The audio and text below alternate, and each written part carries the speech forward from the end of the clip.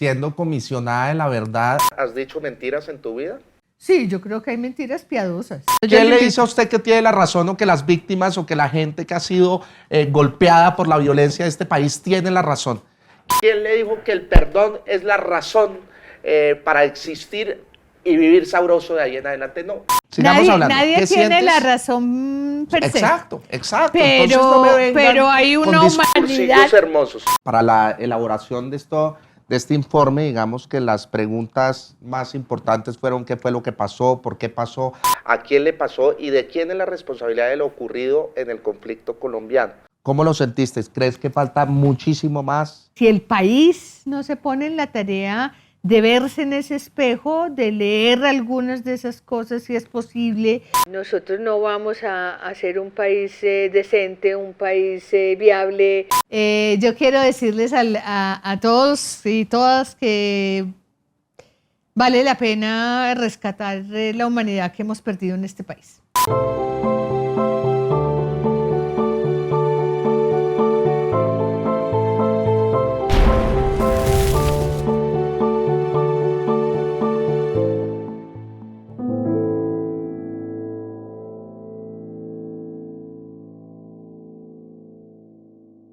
Hey, hola a todos, bienvenidos a un boletín más del Gomelo. Antes de irme, yo ya estoy empacando para salir de este chochal con ese nuevo presidente y esa vicepresidenta que nos metieron, huevón. Y ya emitimos los tiquetes, ya nos aceptaron en otro lugar, no voy a decir cuál por seguridad, pero nos largamos de este chochal. Y antes quería hablar con una persona, nos vinimos a la altura del sur de Bogotá. Bueno, esto es sur, para mí es sur. No, aquí cerca se toma chicha por el chorro de Quevedo, algo así, donde la gente chupa chicha. Y por acá atrás vemos la mamertería de Bogotá, ahí en las torres del parque. Y la más mamerta, la diosa de las mamertas, Paisa, que no entiendo por qué una paisa es mamerta, de estrato alto en Medellín, que se vino a Bogotá. Y es Lucía González, que fue, prima nuestra. Y ya borrada de la familia, weón. O sea, es como la prima guerrillera nuestra. Comisionada de la verdad. Lucía, ¿cómo le va? Me va a tomar este trago que me va a saber muy amargo, ¿yo? Bien, Juanpis, te corrijo, esto no es el sur, es el centro. No, es el sur. El Para feliz mí es el centro, sur. y podría ser el sur, pero te corrijo una cosa. Donde se toma chicha es aquí al ladito, en la Perseverancia. En la Perse, como Allá le vamos dicen a los... tomar chicha en la Perse. En la Perse en y la en el Perse. Chorro también. En el Chorro también, pero la Perse es la propia. Para mí, ¿por qué decía que no es el centro sino es el sur? Es porque para mí todo lo que va después de la 72 ya es sur. La tez de la gente al caminar, lo que uno ve, el color de la gente ya es muy distinta al que ves de la 72 hacia el norte, que es una tez más blanquita, que la tuya la veo muy blanca. Y me parece muy raro que te hayas venido a esta zona. ¿Por qué venirse acá? ¿Es de mamertos decir tengo que vivir donde viven los mamertos? ¿No podías vivir en otro lugar? No, yo aquí quedo regia, me parece que este es mi territorio, vivo con la gente que me gusta. Es un barrio, tiene tiendas, los tenderos le dicen a uno Bessie, la gente de la calle te saluda y en los barrios de clase alta no saludan, ni los vecinos. En cambio aquí sí, todos. ¿Para qué quieres hacer amigos? Que le digan a uno Bessie y tal, que sepan dónde vive y todo. ¿No es mejor como llevar una vida más privada? Y que te regalen bocadillo cuando vas a la tienda a mercar, por ejemplo. ¿Bocadillo es qué? Bocadillo es una pastica de guayaba deliciosa que comemos los paisas después del almuerzo, que se llama la sobremesa. La sobremesa, sí. ok. Sí, muy bien, pues bueno, el olor a cada canelazo y vino caliente es desde que uno llega. Y bufanda de lana. Y bufanda de lana. Sí, ¿y usted por qué no tiene la bufanda de lana y sí como fularcito al mejor estilo de Claudia Nayibe Uribe Vélez, le digo yo ahora? Fularcito porque venías tú. Okay, y como tratándome de igualar un poquito, sí. El sí, color que no del se pelo, notara mucho. El color del pelo que sale con la silla es porque tiene algún mensaje. No, pues hemos dicho que todo lo del pobre es rosado, entonces como corresponde que no se genere como... El rojo, por ejemplo, es de las clases altas. Sí, total. Y los pobres usamos es el rosado. Es como el rojo ya gastado. Sí, gastado no. y que brille también ese rosado que brilla tan bonito en las tortas, en las camisetas. Que hay un rosado suacha. Exacto. que es un rosado fatal, ¿no? No, es divino. No, es fatal, No, es divino. es fatal. Arquitecta, ¿no? Era, cuando estaba Sí, chiquita. ¿qué pasó? ¿Ibas tan bien? No, ese oficio lo hace cualquiera. Yo quería servirle a la ciudad y quería trabajar en el tema de cultura y quería trabajar en el tema social desde chiquita.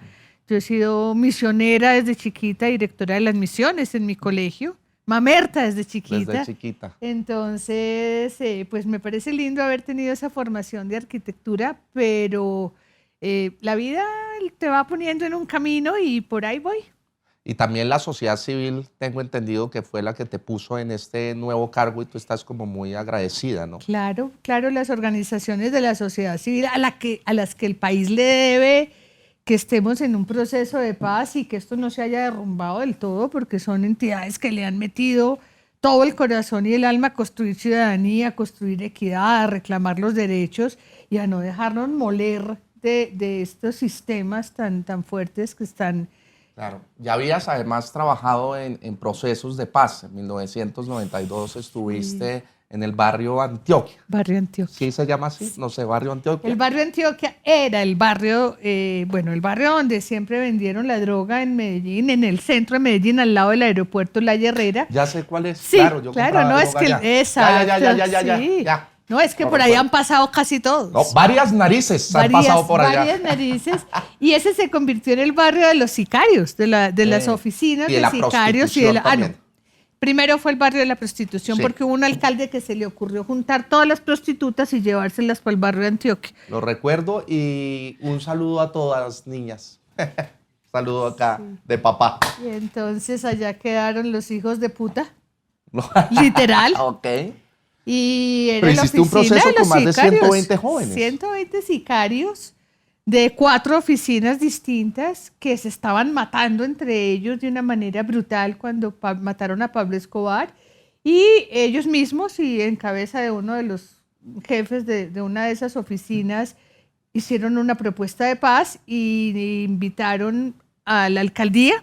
Sí. La alcaldía invitó a Conconcreto, que era una empresa, es una empresa constructora en la que yo trabajaba, y yo trabajé ahí en un trabajo muy lindo de trabajar con las clases altas, justamente como en un trabajo de educación y sensibilización social, y le pidieron a Conconcreto que contratara a esos muchachos en la construcción, y yo le dije al presidente, ni riesgos, esos muchachos no han trabajado en la vida, muchachos no están preparados para nada. Total. Y nos metimos de fondo y yo me salí de la empresa y me dediqué a ese proceso. Fue muy impresionante, muy difícil, pero también es saber uno que la gente tiene redención siempre. ¿No le da culillo todo este trabajo? O sea, usted meterse en esos barrios con esa gentuza, hablar con ellos, encararlos, ¿no? Esa No le da gentuza como- me gusta mucho y me ha ido muy bien siempre. No, y hoy vi, nosotros como AFIX hicimos un derecho de petición de, bueno, ¿qué hubo? Cuéntenos cuántas camionetas están utilizando cada uno de los comisionados, qué es lo que está pasando, porque es que hay una plata que hay que mostrarle al Estado de en qué se está gastando y en qué la están gastando ustedes. Y la veo llegar a pie. No, en taxi. ¿Ahorita llegó en taxi? Sí, Ok. yo llegué en taxi.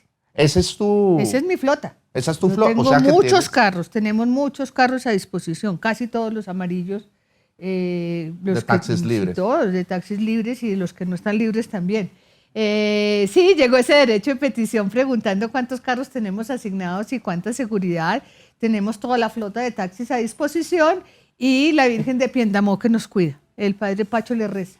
El padre bien mamerto también, llega en bicicleta, me contaba. Sí, Pacho casi siempre llega en bicicleta. Él es un gran deportista, acaba de cumplir 78, 79 años esta semana y es un hombre que trota todos los días, que monta en bicicleta, que medita todos los días, que da misa todos los días, que llega a mi casa, que vivo en el piso 16 por las escaleras. Es un ejemplo, una belleza, Debería estar descansando, echando golf en el club, por ejemplo. no haciendo esas pendejadas. Bueno, también fuiste directora de la reconstrucción del eje cafetero después de todo el terremoto de Armenia. ¿Cómo te fue con eso? Yo voy como de desastre en desastre. Es una vida desastrosa la tuya. Sí, una vida horrible porque yo resolví que me gustaba servir y eso tiene, eso pasa uno por ahí, pero fue muy hermoso ese trabajo en la reconstrucción porque logramos hacer muchas cosas, se invitaron a las ONG justamente, fue un trabajo de ONGeros, a que se hicieran cargo de cada territorio y nos encontramos un montón de gente entusiasta en esa reconstrucción en un territorio tan hermoso como es el eje cafetero y unas comunidades muy bellas que contribuyeron mucho a que saliéramos adelante y fue un trabajo bien interesante. Yo creo que ha sido de los ejemplos de reconstrucción exitosos en este país porque el resto ha sido un desastre. Sí. Siendo comisionada de la verdad, ¿has dicho mentiras en tu vida? Sí, yo creo que hay mentiras piadosas, claro. Una mentira piadosa para ti en tu vida que puedas contar, ¿fue cuál? En este momento no me acuerdo, pero sí soy consciente de que uno no puede decir todas las verdades. Uno tiene que decir las verdades que son importantes y que pueden producir algo, que pueden tener algún resultado positivo. Pero ¿para qué le vas a decir a alguien que está mal vestido, que está feo, que te pregunta si... El día, pero hay que decirle a la gente, la gente hay que dejarla tranquila y hay que decir cosas bonitas y punto. Pero ¿por qué hay que dejarla tranquila? Si uno ve que alguien está haciendo el uso, hay que decirle. No te me vistas así, tú no tienes por qué ser feliz, tú te vistes así. Porque la gente no tiene que ser como uno ni tiene que tener el gusto de uno. Es que me acuerdas de esa empresa donde trabajé en Concreto que resolvieron ponerle uniforme a las secretarias. Pero es que también se visten de unas maneras y para uno, dueño de empresa, gerente, presidente, lo que sea, ver a las secretarias en esos, ¿no? A uno le provoca también su... Yo pensaba que iban a terminar vestidas como yo y qué pereza. Sí. Sí, pues no, pues también, este no es el modelo tampoco de nada. Pero para el ojo de uno también es como relajarlo un poco más, calmarlo. Es como hago yo. Para mí ver la pobreza en Bogotá es mandémoslos todos a una zona, ¿no? Y ya. Y los dejamos allá para no tener que verlos mal vestidos. ¿Qué van a decir los que vienen de afuera? Y nos tocó una sociedad, y en estos días hablaba con mi madre justamente, donde nos mezclamos por fin. Es decir, yo tuve una abuela que un día preguntó que desde cuándo iban los negros a cine. Pues a nosotros nos tocó ir al cine con todos y nos toca andar la calle con todos y yo creo que esa es la riqueza de este país y la riqueza de la diferencia, que te ilustra. ¿Cómo así? ¿Ya están yendo a cine los negros? Sí. No te puedo creer. Sí, y los indígenas y los pobres y los chirretes y bueno, esta es la sociedad que tenemos pero tan linda. No sabía que ya se les permitía entrar, pero tienen una zona, me imagino. No. Bueno, o sea, ahí con todo el mundo comiendo el mismo perro. Sí, el mismo perro. Fuck. Y comen más perro que nosotros. Que de costumbre, claro. Es gente que sí. a tragarse todo, que pero pronto se acaba. Yo creo que hemos avanzado un montón porque ya hay casi todos los espacios son espacios democráticos. Ya la gente siente libertad para estar en muchos lugares que antes no estaba. Pues, vicepresidenta negra. Qué felicidad. Eso es el mejor síntoma de este país. Eso no solamente es una realidad que me emociona, sino un símbolo de que este país pueda dejar de ser clasista, racista, excluyente.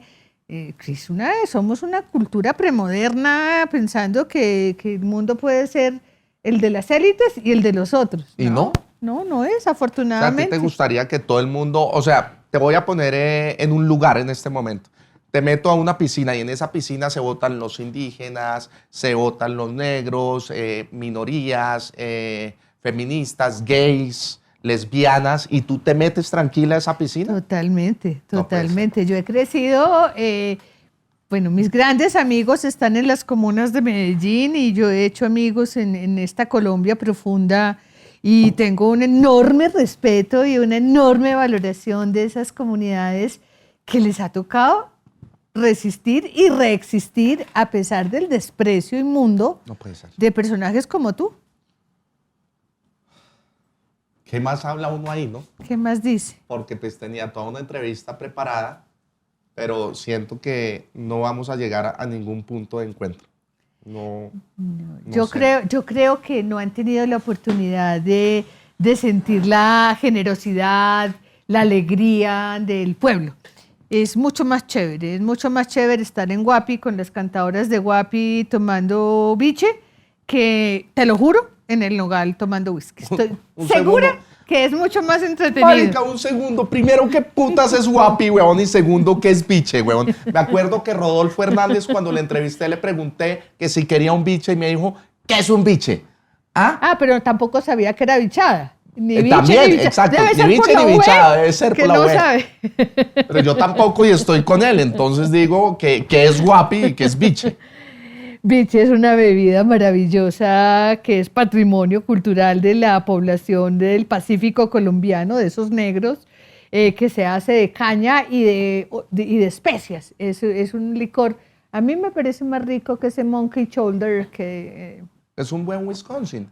seguramente, pero el biche es más barato y hace mejor. Esos son los que parecen como cuando trafican con gasolina, que van en cualquier botella de plástico. ¿Te lo muestro? ¿Tiene biche acá? Mira, A ver, mírame la botella. no puede ser. La No. felicidad. A ver. Y esto es patrimonio y se los querían quitar, les querían quitar el biche y registrarlo una empresa para venderlo como el Como el Monkey monkey. Shoulder. Mira, Pero es bien complejo, ¿no? Va lleno como de bacterias. de bichitos, eso De debe ser lo bichitos. que lo hace entretenido. Prueba, prueba. No. No. Huele. ¿Huele a Siente- hierbas o no? Sí, sí, sí. Sí, es rico. No, es una felicidad. Mira, en el eje A ver, cafetero. lo voy a probar solo Eso. porque estoy en el sur y me lo permite Eso. el lugar donde el lugar, estoy. eso sí. Esto Y- en el Nogal me echan. No, pero por supuesto. Mm. Y de dedo parado.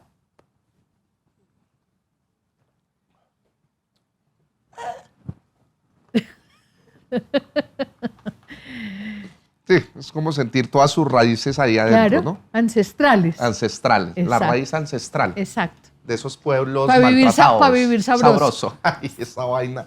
Oiga, y terminó viviendo sabroso, mira, lo que Sí, dijo Claudita Palacios claro. tenía toda la razón. Se fue a una casa ya grande a vivir sabroso. No, La yo otra creo es que se eso va. no es vivir sabroso. Y yo, obvio que sí, por fin lo entendieron. No, ella va a vivir muy maluco, ella va a perder esa solidaridad de esos barrios que es tan hermosa, donde la gente te cuida a los hijos, donde comparte la comida, donde uno puede salir a pedir lo que le falta. Yo me acuerdo en Medellín, un día pasé donde la vecina a pedirle chocolate, que estaba haciendo unos brownies, y el marido que tenía en esa época me regañó porque es de mal gusto pedirle a un vecino una tableta de chocolate. Y en cambio en esos barrios todo es de todos, es una generosidad y es una alegría y es una fiesta la vida, a pesar de lo duro que han vivido, a pesar del horror que hemos permitido que llegue sobre esas comunidades, siempre hay una alegría, siempre hay un abrazo, siempre hay, es muy chévere, te estás perdiendo una cosa muy hermosa y parte de este país se ha perdido la posibilidad de convivir con esas comunidades que son un ejemplo, además son un ejemplo moral, de resistir como resisten, no odiar y darnos el ejemplo en estos casos de reconciliarse y de perdonar. Esa gente que ha sufrido, la que de verdad ha sufrido en carne propia el horror de la guerra, nos está demostrando que es posible perdonar, que es posible convivir, que es más chévere. Y que el odio es un veneno que uno se toma para que el otro se muera, decía una víctima, y es así. La gente que odia termina por envenenarse sola. Es lindo lo que está diciendo, es reflexivo, pero no lo voy a cambiar. Es que se queda uno mirándola y uno dice, puta, es hasta Tiene tierna. razón. Es hasta tierna. No, no tiene razón. ¿Quién le claro. dijo a usted que Yo tenía le la invito, razón? yo le invito, yo ¿Quién le le invito. dice a usted que tiene la razón o que las víctimas o que la gente que ha sido golpeada por la violencia de este país tiene la razón? ¿Quién le dijo que el perdón es la razón para existir y vivir sabroso de ahí en adelante? No, sigamos hablando. ¿Qué tiene sientes? la razón Exacto, exacto. Pero- Entonces no me vengan pero hay con una discursillos humanidad. hermosos. Hay una humanidad mucho más profunda, hay una ética, una solidaridad mucho más grande en esas comunidades, posiblemente porque no pueden vivir solos. Es decir, porque necesitan esos vínculos y porque necesitan esa colaboración para subsistir frente a la pobreza y a la amenaza de la guerra y a tantas cosas. Aquí cada uno vive solo, se defiende solo y se muere solo. Allá no. Allá además hacen fiesta cuando uno se muere y fiesta larga. Sí, o sea, como que empiezan desde la noche hasta la madrugada, ¿no? Qué horror. Varios días. Sí, sí, sí, Varios qué días, horror. Y porque nos hartan ahí al lado del muerto y todo, qué horror. No, que lo dejen descansar a uno si se pueden. Ya, echándole biche y huevonadas para que los gusanos también se emborrachen, se fue.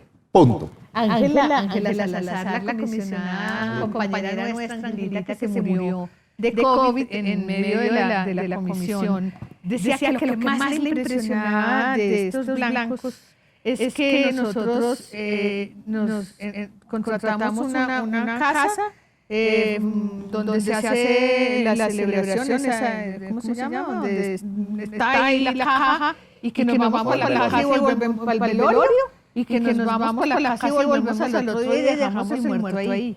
Eso es una noción que nosotros no tenemos. Es que nosotros no tenemos realmente. Yo siento que como clase media, clase alta, como blanca, como nosotros no tenemos ni territorio, ni cultura, ni dioses, ni nada. Nosotros no nos debemos a nada, nos dan lo mismo todo que nada. Uno va a esas comunidades y territorio, cultura. Somos una cultura europea y eso es lindo y tienes que agradecer que llegaron acá y tienes el color que tienes. Y que uno de alguna manera tiene eso de allá. A mí me corre la sangre azul por las venas. Mi familia es de Galicia y de Castilla. ¿No? Y los González también venimos de allá, los Pombo también. Sí. Entonces me parece muy mal. Que sea... de un cura González, seguramente. Sí, seguramente que de un cura González. Yo sufro mucho con este color. Primero me parece bastante desabrido el tuyo y el mío. Y segundo, tengo cáncer de piel. Eso no le da a los negros. Eso no le da, es verdad. Ellos no les da. Pues no, y no tenemos ese afecto por el territorio y ese sentido tan hermoso de la cultura que les es propia. Nosotros pues todavía pensamos como en los griegos, en esos referentes que nada que ver con nosotros.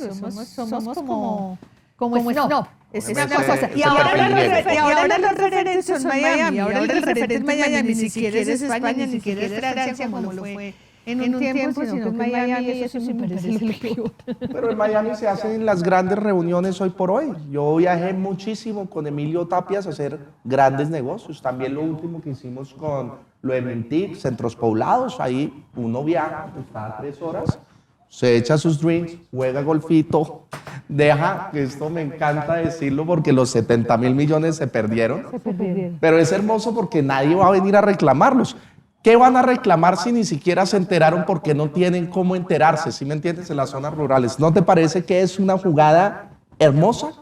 No, de parte nuestra. Sí. Es decir, nos robamos yo 70.000 sí millones. creo, No se van a enterar. ¿Por qué no se van a enterar? ¿Por qué no les va a llegar el internet? ¿Sí me entiendes? El estallido social del año pasado, la conciencia sobre eso, este país está reventado de saber que es despreciado, de saber que le roban, de saber que no hay justicia, no hay equidad. Y yo creo que este país resiste mucho más esa situación. Y los señores de Miami, que se vayan para Miami. Pero los 500.000 millones de pesos que le robamos a La Paz, ¿han dicho algo? Seguramente que sí, seguramente las víctimas están conscientes, pero además lo sienten, no solamente lo saben, sino que lo sienten porque saben que tener un subsidio como víctima aquí es una lucha, que les llegue la comida, que les llegue la educación de calidad. Si este país no resiste más. Quieren todo regalado a la final, yo creo que aquí cabemos todos, pero cabemos todos si recuperamos la humanidad y recuperamos la conciencia de la igualdad de todos los seres humanos. Que todos tenemos la misma dignidad. El Papa, el mensajero, el señor que está ahí grabando, los obreros, las muchachas del servicio, la señora Francia, todos tenemos la misma dignidad. Y esa es una lección que nos hemos aprendido en este país y habla muy mal de nosotros. De una sociedad muy atrasada. Sí. Óigame, muy lindo todo el discurso, muy bonito. Suena como... Sí, como solidario. Sí, pero no. Los misioneros somos así. Pues a la final, no. ¿Cómo se siente en este momento así, donde yo debo estar acá arriba y usted allá abajo? Yo no tengo noción del lugar. No, yo nunca he reconocido que haya gente más arriba ni más abajo. Pero mira, Si miras desde ahí abajo, ¿dónde estoy yo? Más arriba. ¿Dónde estás tú? Sí, Más abajo. pero puedes estar allá y a mí me da lo mismo. Es decir, tú eres el mismo ser humano. No. Me acuerdo de un jefe que tuve que un día me dijo, no invitaste a las autoridades. Y después se queda mirándome y me dice, ay, es que tú no sabes de autoridades. Y realmente, yo no creo que haya gente que esté más abajo ni más arriba. Creo que somos hermanos, creo que estamos a la misma altura y que cada uno tiene que ser reconocido en su dignidad. De verdad lo siento así. Y al contrario, muchas veces me siento clasista al revés. Es decir, siento que tengo mucho más afecto por esas comunidades que sufren tanto y que son un ejemplo tan bello de vida y de generosidad y de moral. En agosto del 2021 invitaron a Álvaro Uribe a testificar un poco con la Comisión de la Verdad y es un poco esta imagen.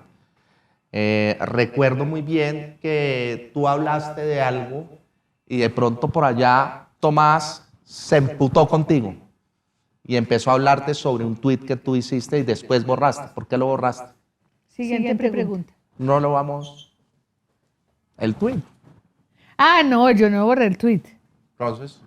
El tuit debe estar ahí, yo no me he puesto a buscarlo, pero debe estar ahí, porque era un tuit donde celebraba y sigo celebrando que las FARC sean un partido político hoy y no un grupo guerrillero, y celebraba que en esa declaración que hicieron sobre partido político hablaban de principios que yo comparto, de principios que son democráticos, porque ellos entraron a la vida democrática y lo celebro y no me avergüenzo y pues... yo creo que este país ya está hasta aquí de que nos sigan diciendo comunistas y de que nos sigan señalando. La conciencia, cuando uno la tiene tranquila, no te molestan esas cosas y es muy, de verdad, es muy premoderno, por no decir colonial, un país donde todavía lo asustan a uno con el comunismo. ¡Bú! ¿Pero crees que está bien entregarle el país a las FARC? No, es que no le estamos entregando el país a las FARC. Las FARC están dando primero unas curules además no. y nos están premiando después de todo el daño Todas que las hicieron. negociaciones, todas las negociaciones de paz son negociaciones y son transacciones de unas cosas por otras. Ustedes se desarman y nosotros les damos la oportunidad de entrar a la política.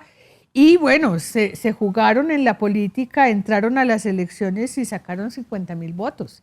Es decir, ahí es donde está la medida real. Es decir, qué tanto los quiere la gente y qué tanto el pueblo que decían defenderlos valora. Pues sacar 50.000 votos es una bobada, ¿no? Pero tienen derecho a rehacer su vida y tienen derecho a pedir perdón y tienen derecho a recuperarse como ciudadanos. ¿Tienen derecho a vivir en libertad cuando se la quitaron a muchas otras personas? Pues yo creo que han hecho un esfuerzo muy grande de confesar de verdad. Yo lo he vivido muy de cerca, de verdad caer en cuenta de ese horror que infligieron sobre la sociedad, Debe ser muy duro también que cuando uno cree que está salvando la patria finalmente termine siendo solo un delincuente o una persona que hizo un daño a la sociedad, que le hizo un daño a la vida, que le hizo un daño a la democracia, etcétera. Es decir, ellos están haciendo un esfuerzo grande por reconocer y por mandar un mensaje de que la guerra es inútil, que no vale la pena y que ellos que se sintieron tan grandes y tan poderosos en algún momento, pues hoy no los salva, sino un ejercicio de humildad muy profundo que puedan tener y reconocer frente a sus víctimas y frente al país, ellos y los paramilitares y los militares. ¿Qué tal los militares que cometieron los falsos positivos? Es muy doloroso que un hombre que se sentía parte de la ley, del orden en el país, termine haciendo eso y hoy tenga que reconocerlo. Eso a mí también me parece que habla de una otra oportunidad sobre la tierra que se les está dando, que ojalá nos enseñe muchas cosas. ¿Tú cómo te sientes cuando se presentan y sabes que esa persona ha cometido muchísimos crímenes y estás ante una persona que no solo ha secuestrado, sino que ha matado y ha violado? ¿Cómo lo sientes en ese momento y cómo es ese abrazo, cómo es esa sensación frente a este tipo de personas?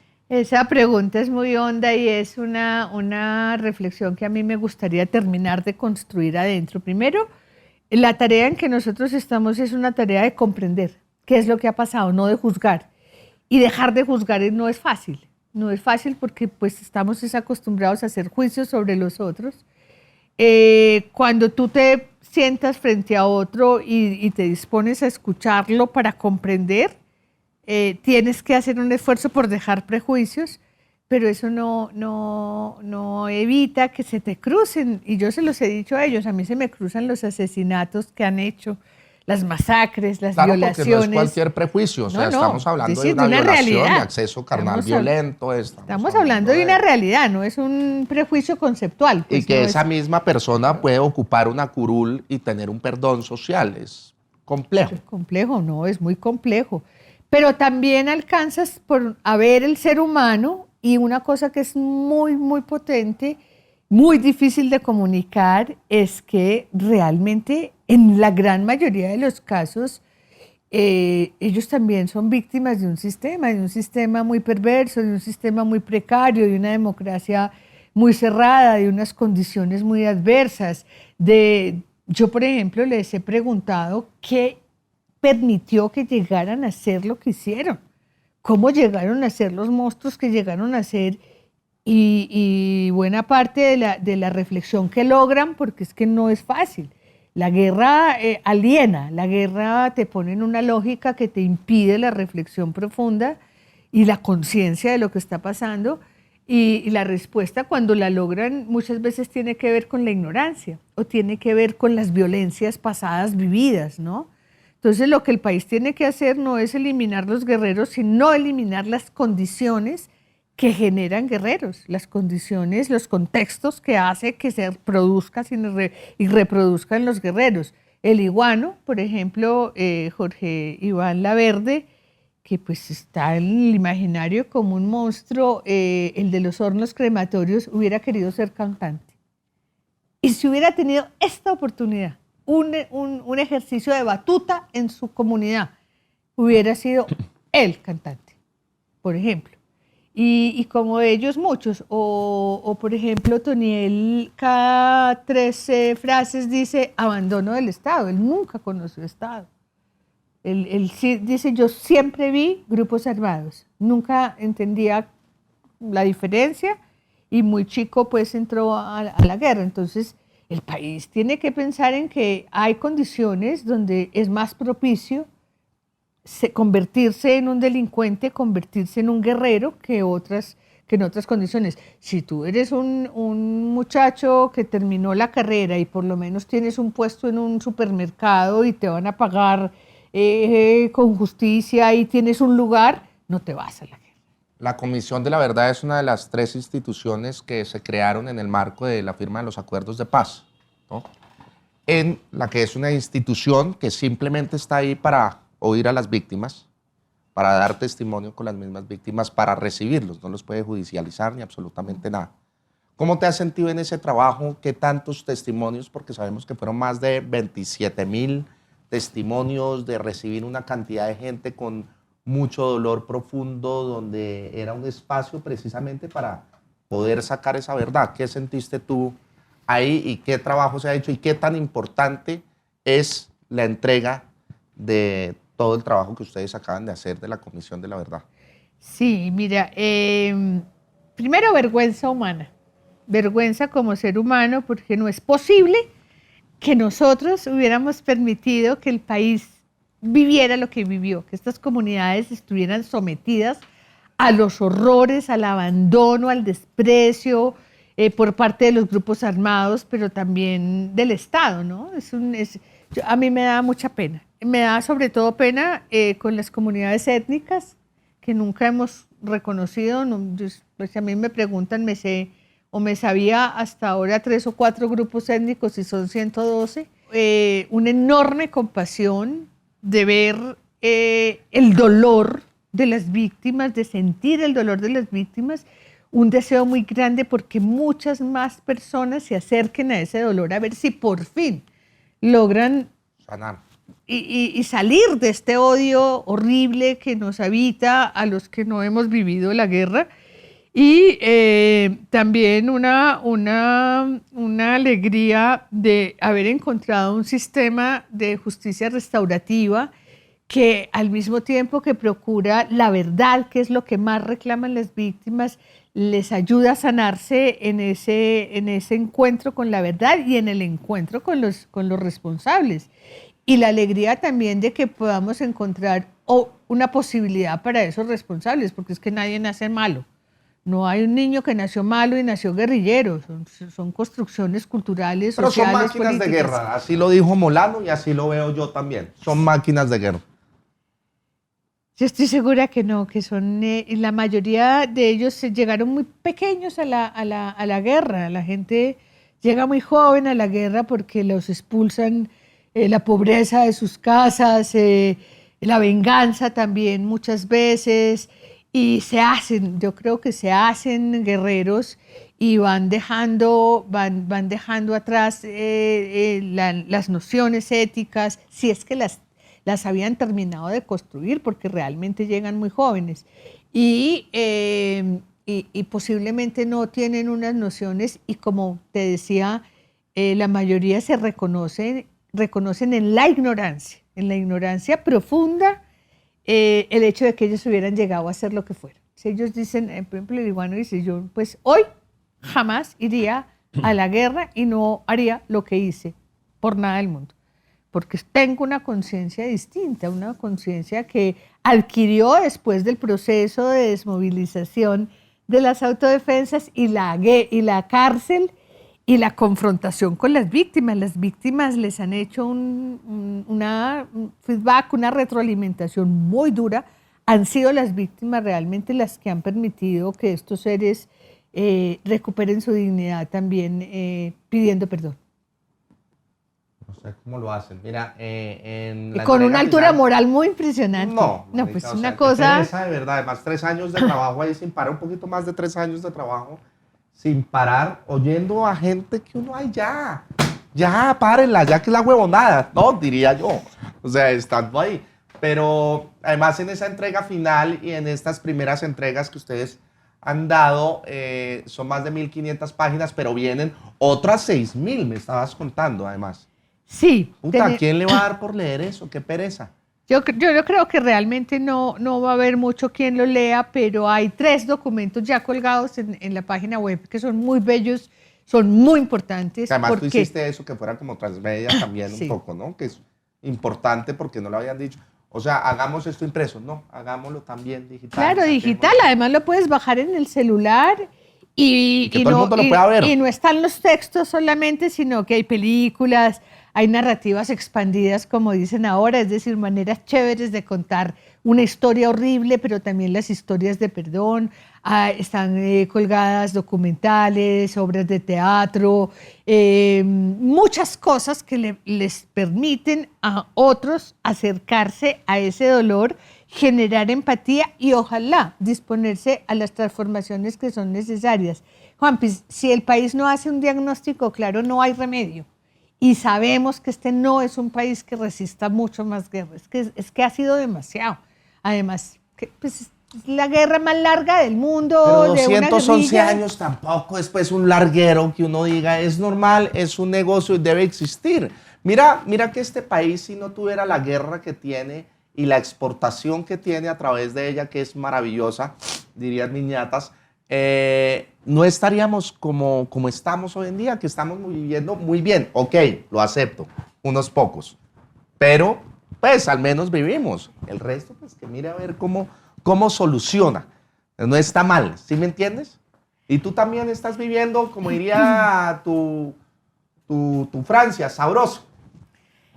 No es sostenible, la inequidad no es sostenible en el tiempo, porque en la medida en que la gente va tomando conciencia y evolucionando políticamente, como lo demostraron en el último estallido social y como lo han demostrado ya en muchos casos la población, eso no es sostenible. Mire, es el segundo país más inequitativo de América Latina y está entre los más inequitativos del mundo. Eso es una vergüenza, No es una vergüenza, es un total. puesto importante. Y si llegamos al primer puesto, Me parece maravilloso. No, Eso quiere decir que no es más plata para sostenible. unos pocos.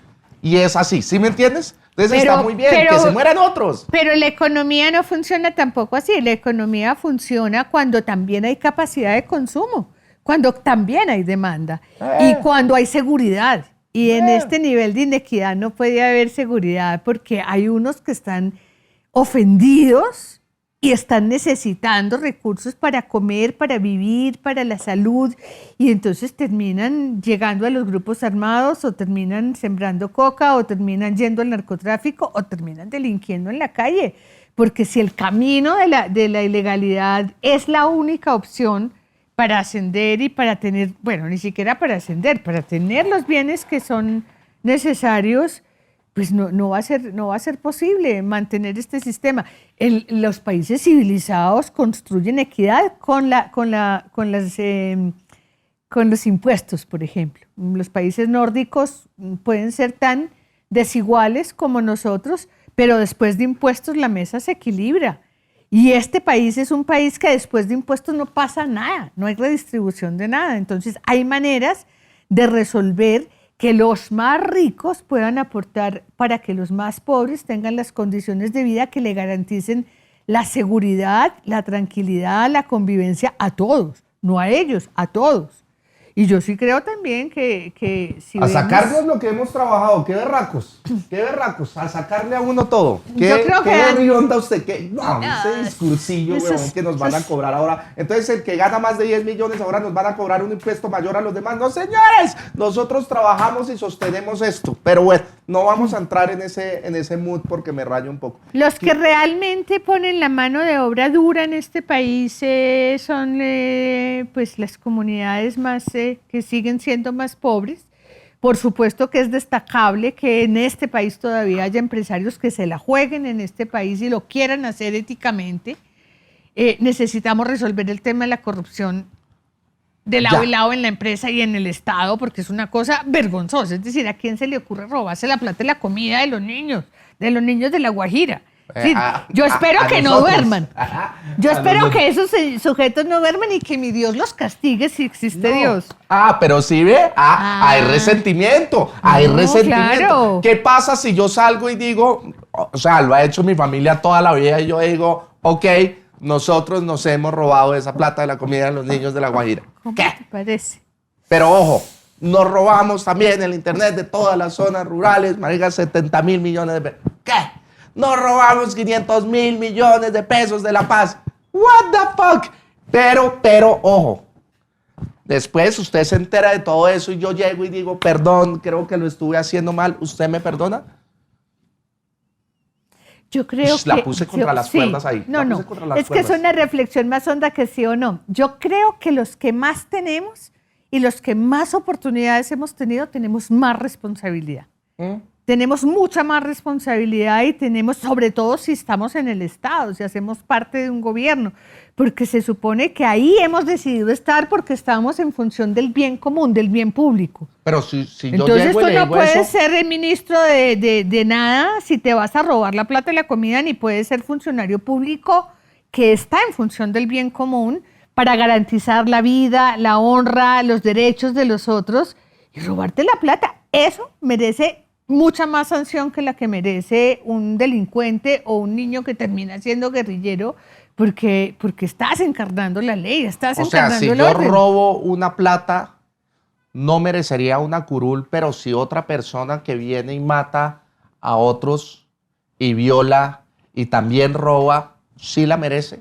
Yo creo que lo de las curules es una transacción mucho más compleja, que es dejar las armas y la guerra y el poder que te da la guerra, que es un poder pues absurdo, pero es un poder, y ponerte en un Congreso de la República también a jugarte duro y en tu dignidad, porque tienen Siempre que estás demostrar libre y no muchas estás tras las cosas. rejas. Puedes No, irte claro, a tu casa, pero tienes todo un todos los tema de todos seguridad los procesos de alrededor, paz. todo un beneficio. Todos los procesos de paz terminan, Pero las entonces al que negociaciones roba y lo terminan. acepta en este caso de estas personas de No, La Paz, no, y al guerrillero tendrían sí. que hacer un ejercicio de compensación por ejemplo, con los narcotraficantes, lo que hacen para rebajar las penas es entregar las rutas y explicar la dinámica.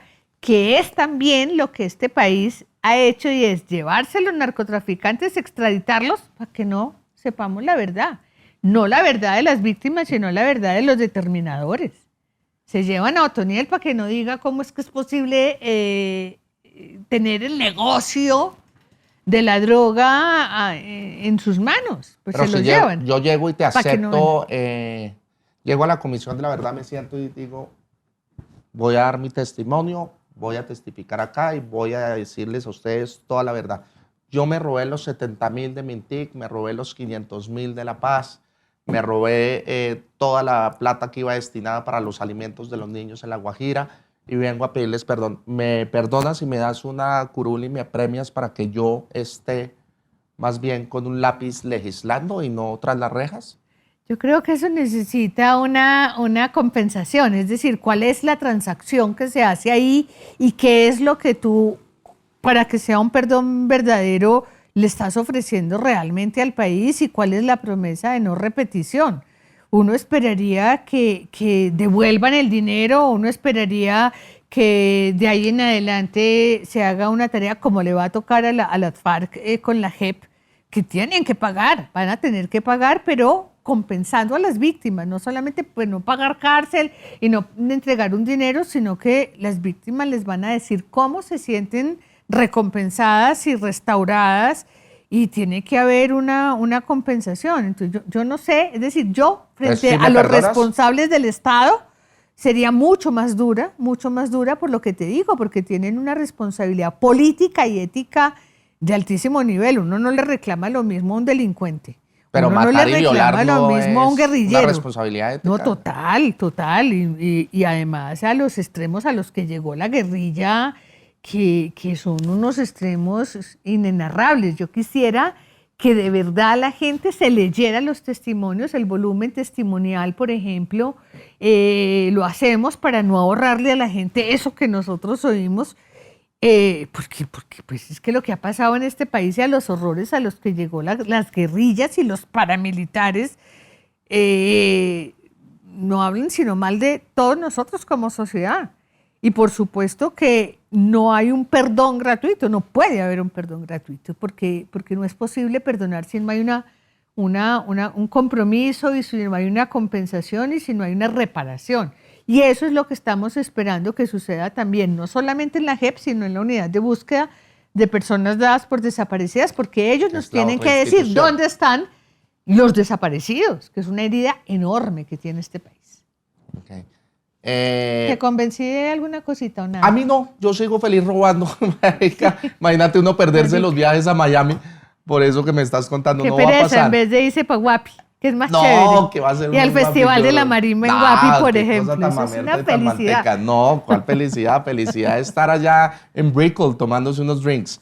Oiga, usted dejó unos objetivos muy claros sobre la no repetición a futuro. ¿Cómo es esa vuelta?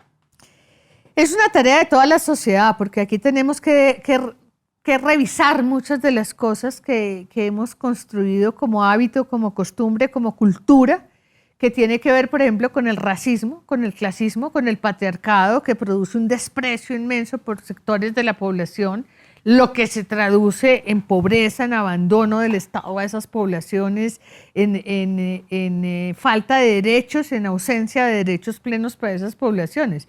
Y eso nos corresponde a todos y a cada uno construir una cultura de la inclusión y del respeto, pero al Estado le corresponde también resolver el tema de la impunidad, que es perversa en este país. La impunidad es un aliciente a la delincuencia, a la guerra.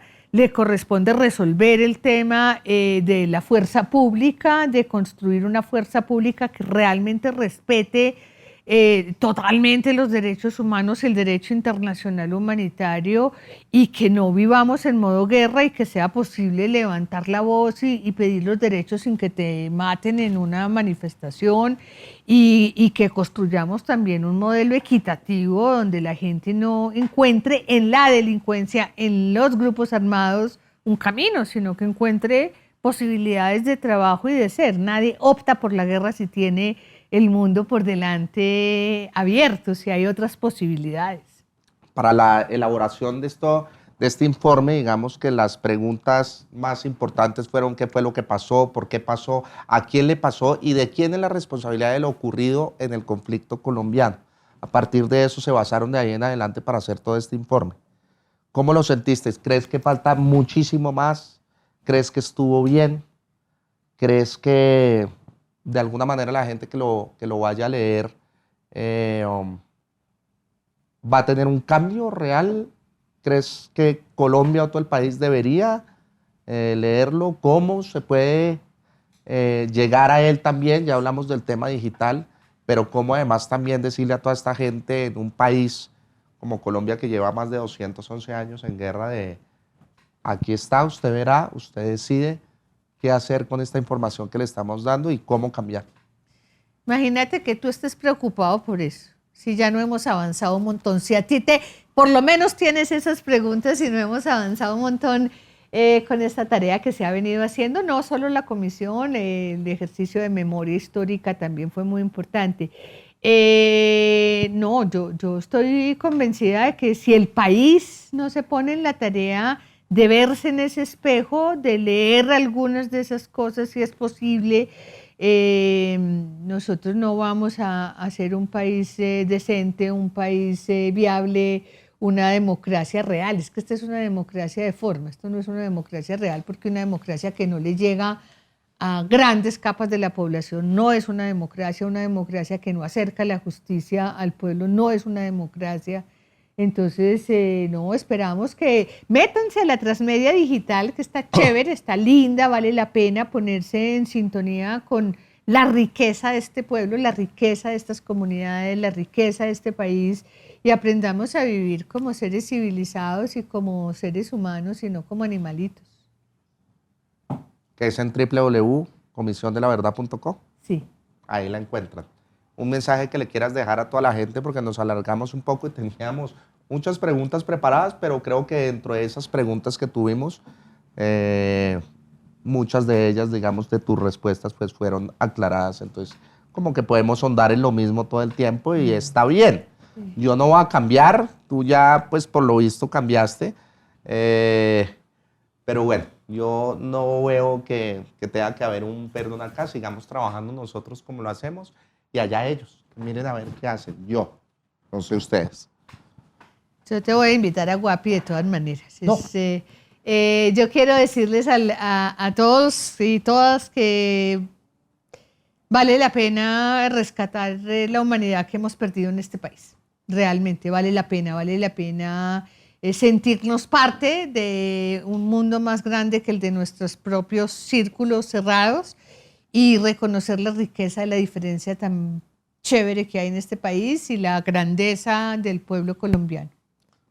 Me causó mucha gracia que antes de poder hacer esta entrevista me dijeron, sí, pero dile a don Juan Pablo, cosa que agradezco que dijiste don Juan Pablo, que se lea yo todo el informe, 1500 páginas. Ahí viene que dice. La de Alejandro Ordóñez, marica, quemarlos. Lo quemó. Sí, Alejandro Claro. Ordóñez, ex procuradora, que le mando un beso donde esté muy grande y esperándote acá en estas tierras. Me enseñó algo muy bonito y es, no tienes cómo prender la chimenea, quema los libros. ¿Para qué esa información?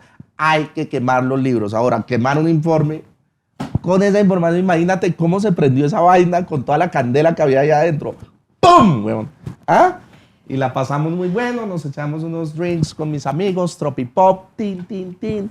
Pasamos muy bueno. Gracias por eso, porque dice, al fuego, al fire. No lo puedes quemar porque está en la transmedia y está en el corazón ya de mucha gente que se va a encargar de que Quemé el eso que me que mandaron. ahí circule. Quemé el que me mandaron. Con eso estoy tranquilo. Regalito para que no se le vuelva a borrar. Hoy estoy de fiesta porque las FARC constituyeron su partido político. No solo respeto, comparto sus principios, buen camino. Con orgullo. Chandas inmundas pertenecientes a este chochal. Los espero en un programa más. Espero estar desde Miami, otro lugar del mundo, porque yo me voy de esto el 6 de agosto, antes de ver que este personaje exguerrillero, esta mujer negra también golpeada por la violencia y víctima se tomen del poder. Entonces, los invito a todos los que son como yo a que salgamos de acá y no construyamos. Podemos construir en otro lado, yo creo, chévere. Me dicen que crear empresa en otro país es bien complicado, pero bueno, yo no me he ido de la casa de mis papás, pero algo vamos a hacer por allá.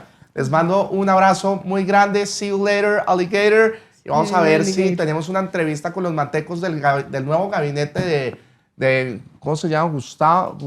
Es que no me gusta. Gustavo Trump. No me gusta decirlo. Trump. Tabito. Un abrazo muy grande. Aquí es Juan Piz González. Chao. Gracias. Hace mucho no me sentía tan incómodo en una entrevista, por Dios, de verdad. Esto es lo más horrible que me ha pasado. Cortaron, ¿no? Yo espero. ¿Ah? Yo espero. ¿Esperas qué? Que estés muy incómodo. No. ¿Cómo estás? Hartísimo, de verdad. Qué incomodidad es ser, hablando siempre con una tranquilidad, una paciencia y una paz que a mí me molesta. No hay nada más rico que sentarse con alguien con un whisky y terminar dándose la jeta. Eso. Pegándose. Eso. Y si no le gusta, le meto su pepazo.